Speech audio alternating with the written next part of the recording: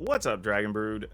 Well, since everybody liked the throwback deck, I say throwback from last season, yesterday, with us playing the Death Touch list, I decided we will dig up some other stuff that we hadn't played in a little bit, and that brought me back to a Landfall deck. And the interesting thing is that we actually did get some reasonable pieces from Strixhaven, which are going to make this deck really, really neat. So I'm kind of surprised at, I guess I'll say this, when we get into it, there's going to be an explanation of a card that actually ended up working, but different than I thought it was going to when we saw the previews. And y'all can probably call me out on it, which is fine. Also, I want to remind everybody, if you haven't been watching them, don't forget to watch the end of the video. I do both kind of a wrap up where we talk about what we learned from the games that we played, but then I also have a card spotlight at the end of the video. So if you haven't seen that, check that out. It's something we've been doing since almost around Christmas, and actually has been pretty well received by everybody. So if you're not catching it, you're missing out. Some of the time it's just history about a card, sometimes it's just a cool personal story, other times it's financial advice. We try to put a lot of different stuff in that card spotlight, so remember to check that out. But for now, let's go take a look at this Selesnya Landfall list.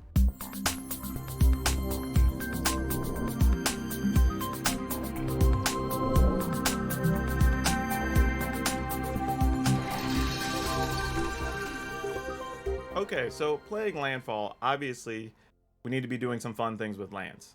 But this deck actually has kind of a whole different focus. It's seeing how much we can do with the Landfall, but also gets the chance to play ASHAYA, which is very cool, and gives us the option of playing a couple of other really new and awesome Strixhaven cards that give us an advantage over our opponent without really hurting us at all, which is cool. But let's kind of get into it here. But we've got Lotus Cobra, which obviously makes sense if we're playing a Landfall list.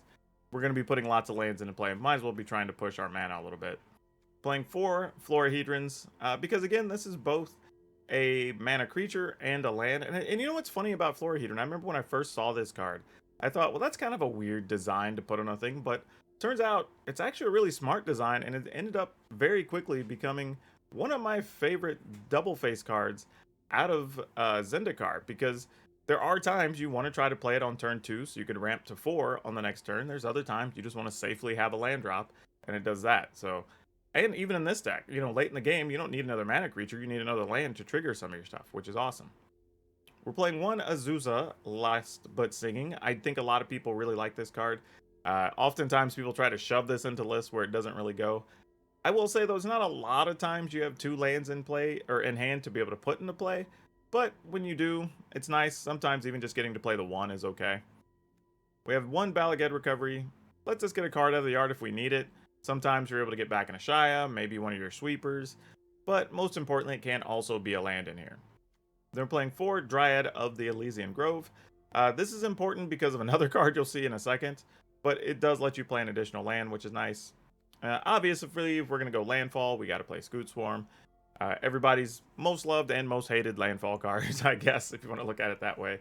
But it does actually do some really good things in here, especially combined with Felidar Retreat, where we can make extra tokens, pump all of our tokens, attack with everything. You know, it really fills that need very nicely. We are following that up with Yasharn. You know, this is a card that got a lot of play toward the middle to late Zendikar season, and then we really didn't see a lot of it once Kaldheim hit. And I'm not totally sure why. It's still a very reasonable card. You know, 4 mana for a 4/4, but I guess maybe because people got so far away from the Landfall stuff, haven't really needed those extra lands in hand. So here we are, back on playing Yasharn. And I will say this too, Yasharn, when you do have a Landfall thing and have either the Dryad or Azusa, then that's where having those extra lands in play or in hand come into play. Do have ASHAYA, like I said, we're playing a full 4, just because having all your stuff count as lands is fantastic.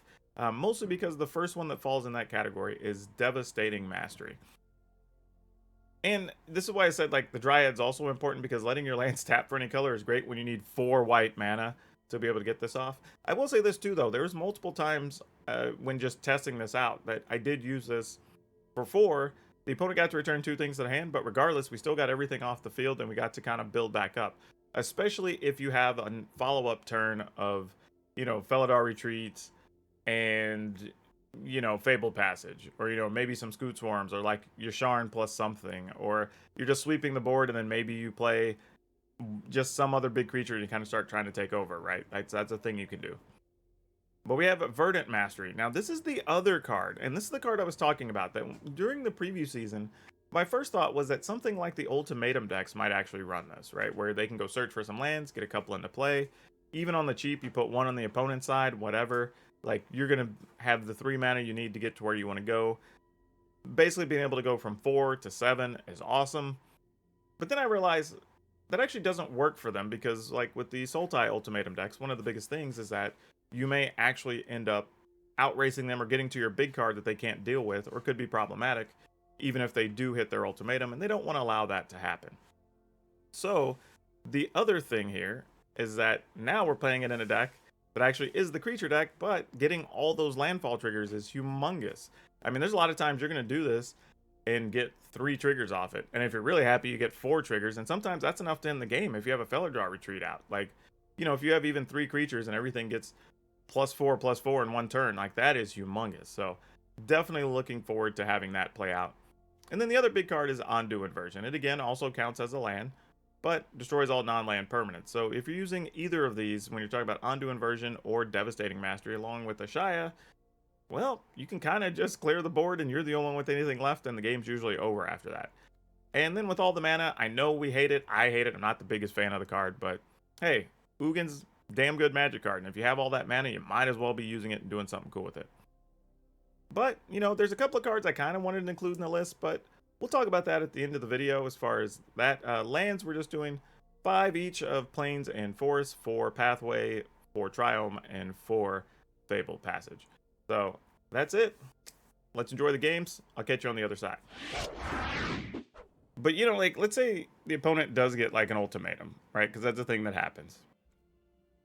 It's actually not the worst thing, because you have stuff like this in Ondu Inversion, that if we can get our mana, because we do also ramp, right? So if we can get ours, if they ultimatum, then we can just play one of these and just, like, sweep everything, you know? So it's not the worst thing. It's not great, but by far it could be worse. Okay, now this sort of changes things. I guess we'll just put this in tapped. Mostly because next turn we can just put in the forest, play the Dryad, play the Fabled Passage, go search for a land. Technically put this into play if we wanted to, and then try to ASHAYA the next turn. Army of Owl Seeds of Life Bounty today. This takes 2, 4, 6. We already have 3 white. We just need 4 white. So I might go ahead and just put this into play. Alright, so let's put this down. Let's... Can we not play... Oh, we can play an additional land. I wasn't even thinking. Oh well. We'll just save that. And we'll just go ASHAYA next turn. In my head, that was an Azusa. Like, I don't know what happened there. Just a dumb mistake. The opponent's like, Ondu Inversion? What? That's not even the one we're trying to cast.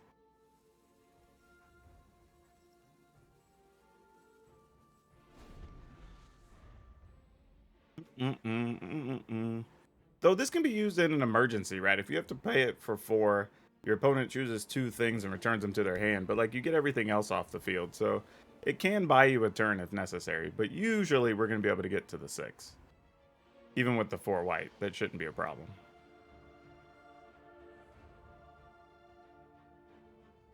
The thing here though too is if we play ASHAYA and the opponent doesn't have a real answer, like, we can almost just go straight up to Ugin. Well, not so much now that we don't have that creature. I wonder if they're going to be playing Banishing Light. This looks like a very defensive type of deck. So they very well could have that. Though, here's another interesting thing. If we decide to... Let's assume ASHAYA lives. We can then tap ASHAYA and our lands to play the Devastating Mastery and kill all their stuff and get the Dryad back, so that wouldn't be awful. Then we just go search for lands and play Ugin.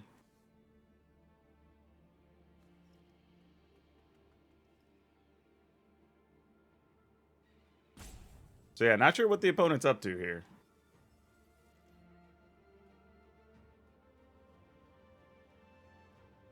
But it's fun getting to play with ASHAYA, I'm not gonna lie. I like this card a lot. I just have only had like 2 different decks I think I've played it in since it was released. So it's kind of tough when you don't have that many good spots to play a fun card.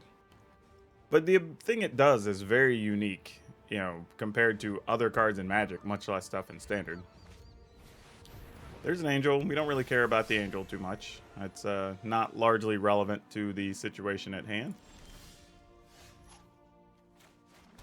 1, 2, 3, 4, 5, 6, 7. 1, 2, 3, 4, 5, 6. We could just do this. Attack for 8, because this will come into play. And that'll count for ASHAYA. Then next turn, just play Ugin and kill their Angel, because I'm pretty sure they're just going to cast an Angel. So let's do that. I just want to cast for max. Kill your things. Attack for 8s. Think this is going to do it. Because even if they kill ASHAYA or whatever, we'll just go ahead and Verdant Mastery, get our lands. If we draw a land, it's even more savage, because then we just get to kill the Angel and attack for 8. 9, actually, because we'll have that extra land in play. So yeah, this is starting to feel pretty good. Not sure what the mono-white opponent is going to do here.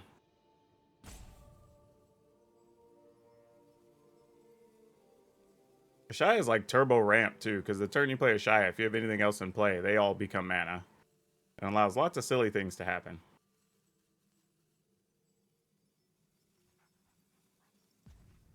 Alright, opponent's putting a long think on this. I don't know what they're going to do.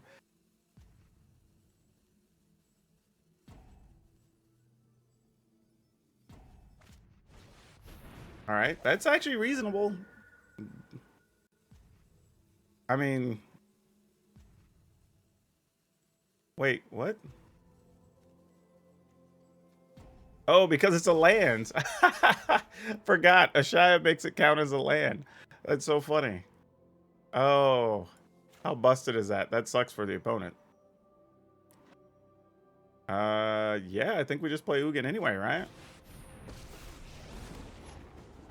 Accept a lesser world, and I will destroy if I must. Yeah, then next turn we just have all kinds of mana, because then we can just Cobra. Cobra counts as a land. We get the Verdant Mastery. Get 4 lands. I don't even know if I have 4 basics. I do have 4 basics left, actually. And then those all trigger. So, like, if we don't draw anything to play, we're not going to do anything with the mana. It's just going to be wasted. But then we get to attack for lethal, I think. Because Cobra plus 4 is 5. That's 13. Yeah. And Ugin can get the Angel out of the way. So that should be it. Alright, get green. Get green.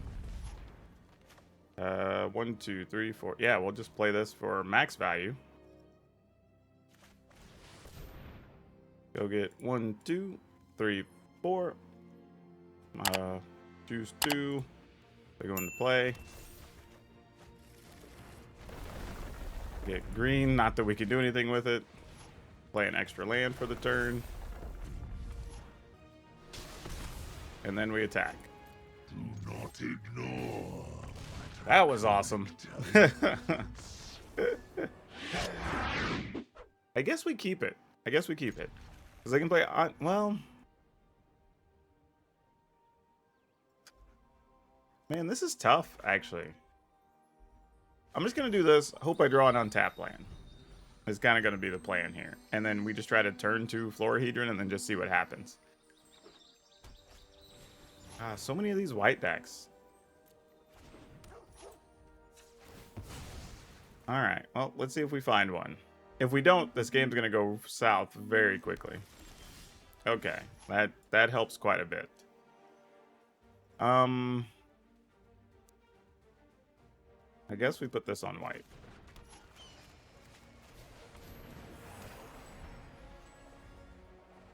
So, if Tanglehedron lives, Tangle Florahedron, which it probably won't. Oh, it did. Okay, so I'm going to assume this is just a Winota deck now. So our plan is going to be Scoot Swarm, Fable Passage, get 2 things. So this at least does, that kind of does 2 things for us. It lets us get some extra blockers in case they do have a Winota or a Blade Master or whatever the next turn. And it somewhat sets up ASHAYA, which sadly, now that I'm looking at my hand, we might want to play. Ah, man, see, this is tough. Because, dang it. The reason this becomes tough, well, we have 2 Ondu inversions. All right, so here's what we have to do to guarantee we can get what we want out of this. We have to play one of these tapped, so that next turn we can play ASHAYA and then maybe get an Ondu inversion off the turn after they would play Winota. So not an ideal scenario, but it does keep us alive. I don't think there's a scenario they're going to get us here unless they hit like 2 flyers and their Blade Historian. It's probably the only thing they can do here. Okay. Can we... No, there's really no way to do it. I was thinking if there's a way we could like ASHAYA, that and that, but ASHAYA is going to count and make Scoot Swarms anyway. So let's do this. And then this will get us another one.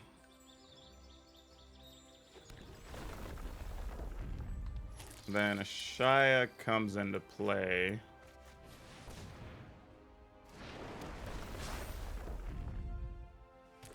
And then we'll have 4, 5, 6, 7 mana next turn. We have 1 working Scoot Swarm. I'm gonna assume ASHAYA is just gonna get eaten.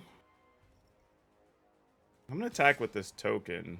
I'm debating if I'm gonna attack with the other Scoot Swarm, because they could block sack. But then here's the thing, right? They either exile that and give us a 3/2, or they... Well, yeah, they just like, they're going to exile ASHAYA, right?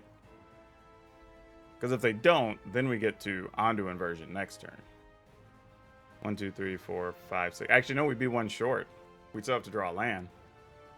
Oh. Dang it. It's a gamble. I think we just attack with... but I kind of want them to sacrifice a thing, but I don't think we can risk it yet. Alright. Let's see what they do here. Because if they get Winota, we're just blocking all of the non-humans. So I'm assuming they're just going to get rid of ASHAYA. Because that's got to be the scariest thing for them.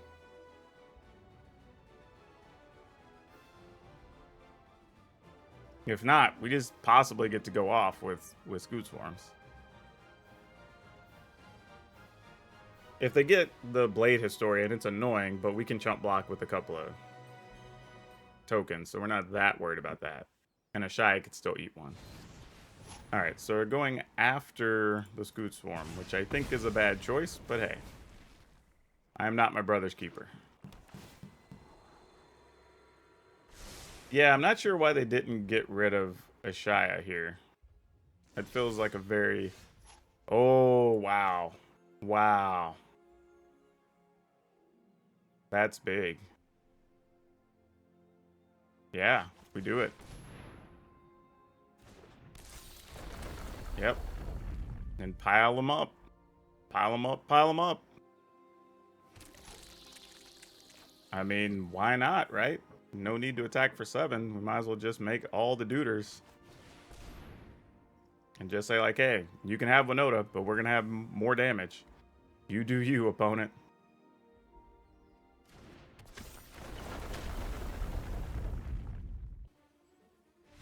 There we go. But it's apparently not bad. You know, that's the other part of it. Let's go ahead and keep this. I assume the opponent, if they have removal, will be... Man, so many white decks today. Maybe that's all people are playing in Platinum.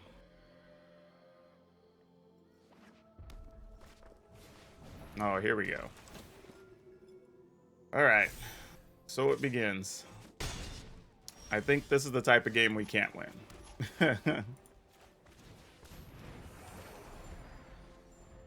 I mean, they just play Apparition, get rid of our Florahedron. We play another Florahedron. Next turn, play Scoot Swarm, land, get a token, and then I don't know what we do after that. Like, there's no real plan beyond that.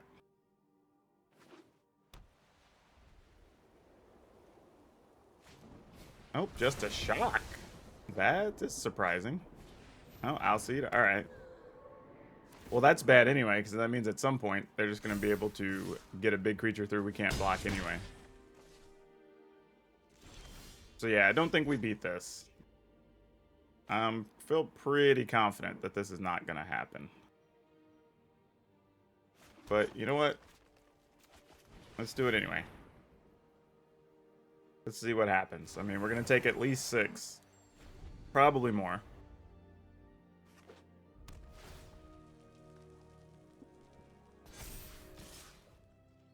Alright, takes 7.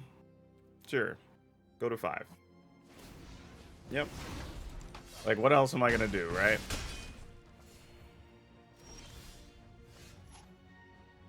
Ooh, Cobra, do you matter? I think it's just the wrong card, actually, because we could play Cobra. But then we can't play the Scoot Swarm. We needed an untapped land.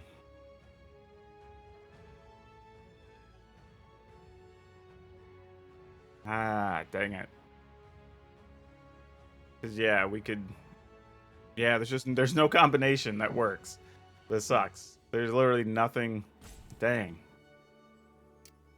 Yeah, we kind of have to do it, I guess, but... Ugh, it is not pretty.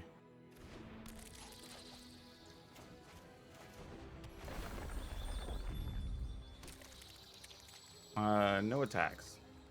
I'm trying to think if there's a way we can make this Verdant Mastery work to our advantage. With the Scoot Swarm out, because we can make 2 creatures. Which is a real thing. Alright.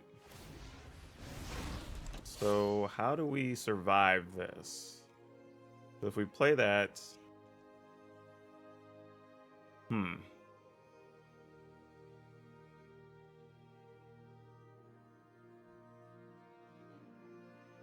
I think the only way involves drawing an untapped land, and I don't even know if that's enough.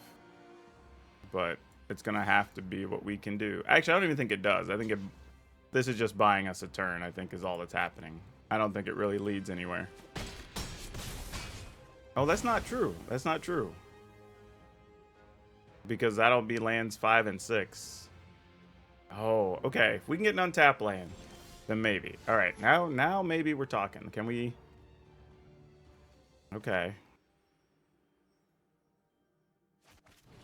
I mean, we have to play it for the alternate cost. We're giving an opponent in a land, but, like, whatever.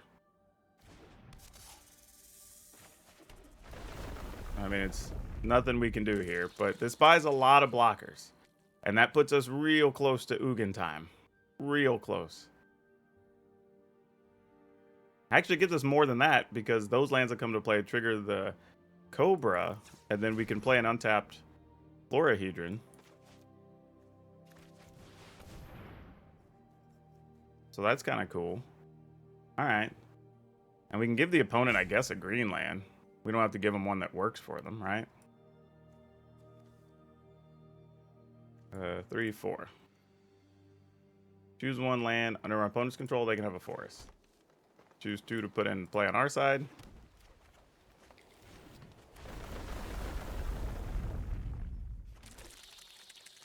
Get green. Get green. Just play this. I mean, it doesn't keep us alive, though, right? Because they have 1, 2, 3, 4, 5, 6, 6 attackers, and we have 1, 2, 3, 4, 5, 6 blockers. So we literally we just give up everything. 1, 2, 3, 4, 5, 6, 7. But if we can, oh no, we have the 8th land in hand. Okay, so we need them to not draw away to get rid of a creature. This is so sick. If they don't have it, oh no, because we're all pro green. Never mind, we're all green. We die. GG's. Like, go ahead and attack us, opponent. We're dead. I mean, we can size up blocks for fun, but they don't do anything. We can't block the opponent's creature. Ah, that was so close. That was so close to a comeback.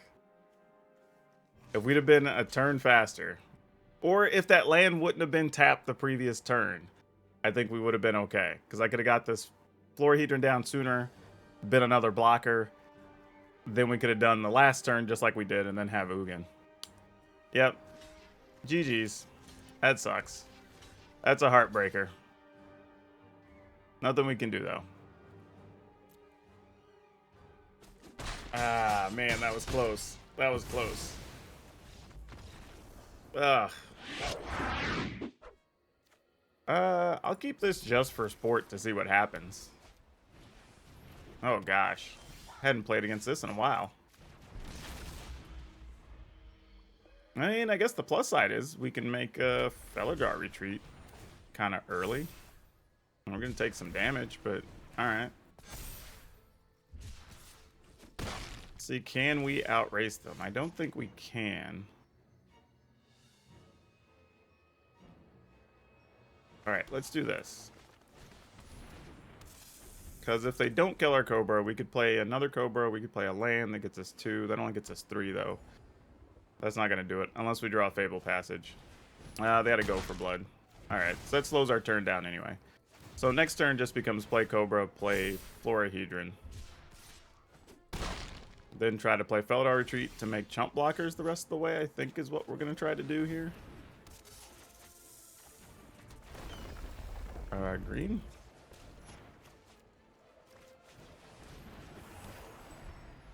And then we'll leave this in hand so we can at least start making creatures if we need them. And Probable Alliance, well, it looks like we're gonna need them. No blocks. I'll just go to 9. I mean, if they have what they need, they have what they need. Like, I'll just accept it. Oh, 8, sorry. Okay, so we did find it.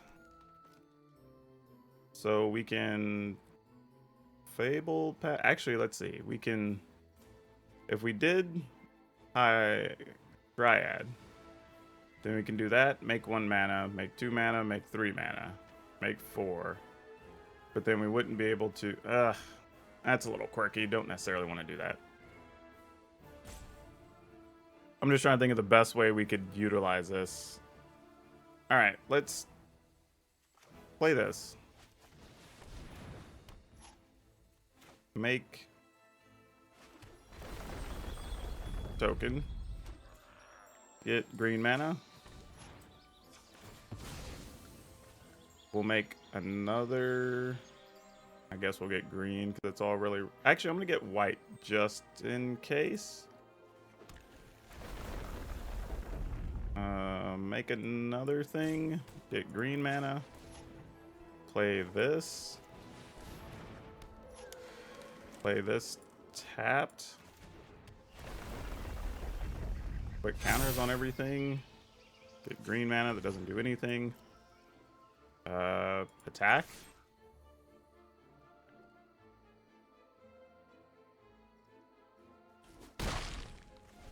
I mean, now if we get another land, we can almost come after the opponent with near lethal.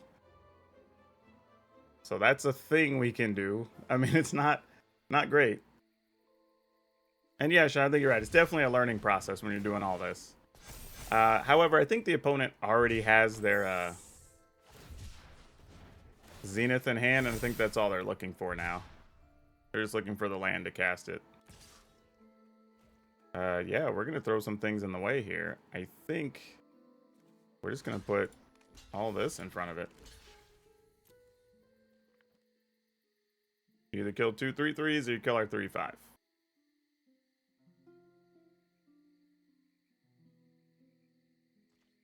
I mean, we're looking to just hopefully put a bunch of counters on things. ASHAYA would be great. That is not an ASHAYA, but that is the next best thing. 1 2 3 4 5 6.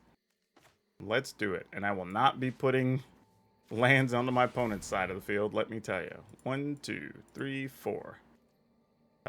Let's go. I guess it doesn't matter. We're going to put all these into play, mind you. Make cat. Make cat. Green. Green. Play a land. Put +1/+1s. Get green. Play this. Play another land. Get +1/+1s. Get green. Can't use it. And we're going to attack.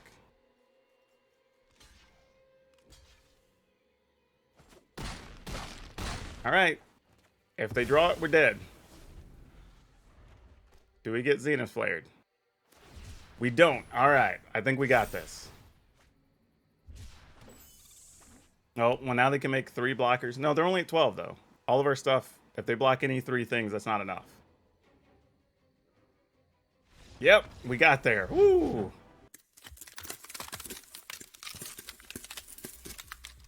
Alright, so I will say, those games were actually a lot of fun. More fun than, honestly, I have to admit, this has been one of the more fun decks we have played this season. And I've liked a couple of decks, but this was a lot of fun. You know, we're not doing anything defensively, you know. And that's one thing I will say. I do think if you wanted to, you can cut some things back to like 3 copies or 2 copies and maybe find room for a couple of Gem Razors, because, you know, those also work well with Scoot Swarms. So that could be a fun thing to do. Maybe if you also wanted to trim some things and make room for at least 2, if not 3, of the Mammoths from Zendikar, like that could be good too. Still counts as a land. Gives you stuff you can grow and could be really useful. So I think there's some things there as well. Those are probably the only major things I would upgrade about the deck. Otherwise, I mean, you could get tricky, and I may try it myself here and play a couple of Primal Mites, because again, if you can just get that much mana, sometimes just blasting your opponent's blocker out of the way and attacking for 10 is probably going to be enough by itself too, and it's probably going to be something your opponent's not really going to see coming. So those are the choices I would probably go with if you're looking to change or upgrade, or maybe if you don't own some of the cards, putting those in to fill some gaps until you get the wild cards. Now, as for today's card spotlight, we're going to talk about an oldie. Well, I was going to say oldie but a goodie. I think it's just an oldie. Jester's Cap. Now, what's funny is when Jester's Cap first came out way back in Ice Age, it was like the card. Matter of fact, I believe it topped like $25. It was, and that was crazy expensive at the time for a new in-print Magic card. That just never happened. And it was stayed in that like $20 range for several years. And then probably about 4 or 5 years after that, it slowly started to fall off as people started realizing, well, we can just be doing better things, and they were making better Magic cards. And it does have one reprint, but here recently it's been kind of interesting that we've seen the card slowly kind of come up in value a little bit. I mean, you could have bought them at one point, I think, for just like $3 or $4. Now they're actually climbing back up over the $12 mark, and it seems to be holding steady at that price. And I don't know if some of it's just nostalgia and people picking it up. Maybe, I don't know, people wanting them for Commander and removing some combo-y cards from their opponent. No clue. But it's an interesting fact that it actually is slowly creeping its way back up to its old value. Here we are, I don't know, 20 years later. But that's Magic for you these days. Don't forget, if you want today's deck list, you can get it down in the description below, along with links for everything else if you want to come check me out on Facebook Gaming or Twitch, or just follow me over on Twitter. I'm a good follow these days. I have some amazing shower thoughts that gets posted. You should probably check those out. And also, if you're shopping at TCGPlayer or Amazon, I have links for those as well. If you follow those affiliate links, I'll get a small 1 to 3% kickback depending on what you buy, and you'll be helping the channel out even without spending any more money than you were already going to spend. And don't forget, I have some merchandise links down there as well if you want to get some playmats, tokens, mugs, t-shirts, whatever. I have all kinds of ways you can interact and get something sweet for yourself while you're at it. And finally, if you haven't, you've come this far and you've seen all my great content and you've gotten the facts from the card spotlight and everything else, please remember to hit that like button because that helps me out. Then hit that, I was going to hit the other subscribe button, but there's only one subscribe button. So just hit that one and then hit that notification bell so you get notified every time I have a video up. But that's all I have for you for now. We'll see you next time.